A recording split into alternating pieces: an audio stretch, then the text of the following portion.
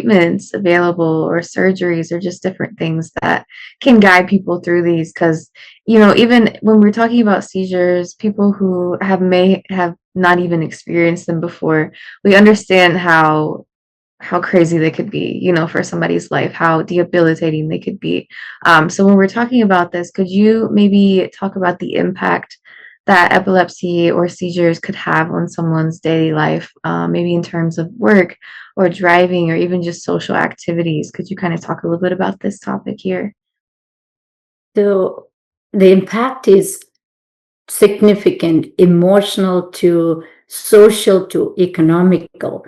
Impact of social and emotionally is when you watch somebody's having a seizure, Yeah. it is a scary experience for a family member.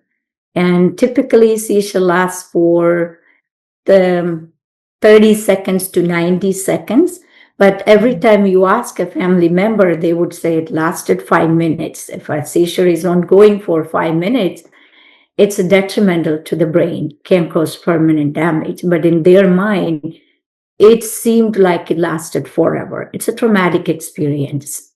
Yeah. And social impact also, there is certain countries, or even in United States, people don't want to reveal that they have seizures. They are afraid they are not going to be hired for certain jobs, and there's social stigma in certain countries.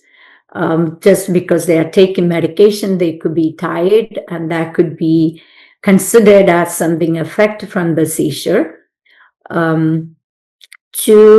There is increased risk of death in patients with epilepsy, especially generalized seizure and complex partial seizure.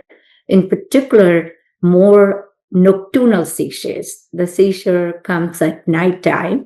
It is called SUDEP, sudden unexplained death in epilepsy. That is a pretty common 1 in 1,000 patients. That is a serious condition. So we definitely need to make more awareness for epilepsy and people to seek out the treatment from medication to surgery. And now we do have a lot of new rescue medications intranasally available to keep at home. If family is seeing or watching somebody having a seizure, they could use that intranasal forms. Also, when they are traveling, they should be taking that with them. Like somebody is traveling on the plane, they have a seizure. These medications are just the same thing as the EMS used to break the seizure. Driving restrictions can impact one's life, especially in Western world. Our life is incapacitated if you cannot drive to job, to go, depending on somebody. Each state has its restriction from 3 months to 6 months seizure-free period before you go back to driving. And certain state, it has to be approved by the Department of Motor Vehicle. They had to go through, again, a repeat EEG documentation. So that's has a significant financial and social impact.